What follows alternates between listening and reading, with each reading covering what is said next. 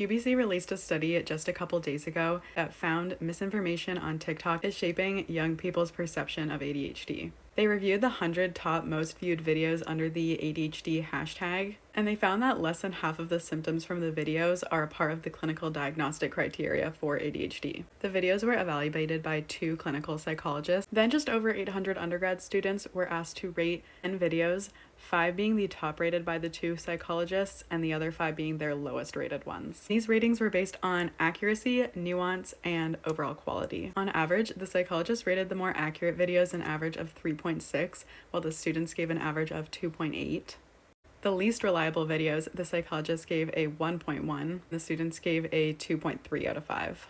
So their conclusion was that the misinformation is going unnoticed by young people.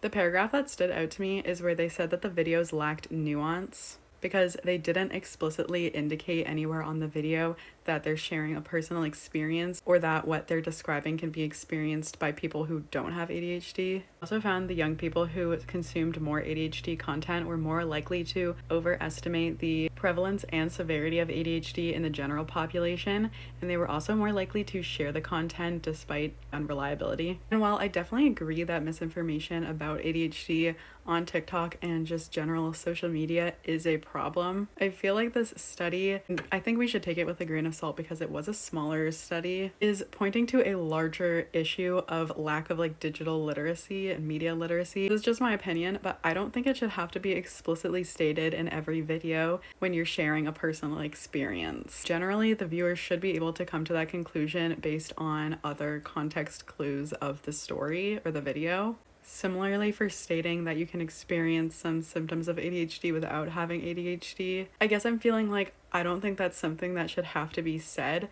and the fact that apparently it does need to be said is the concerning part to me. Then there's things, for example, like emotional regulation issues.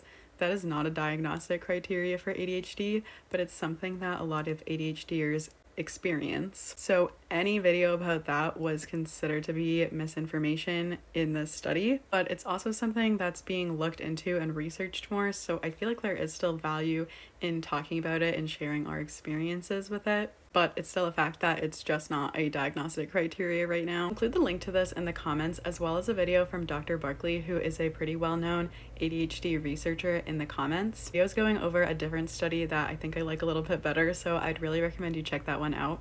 While you're there, let me know what you think about misinformation and the potential impact it's having.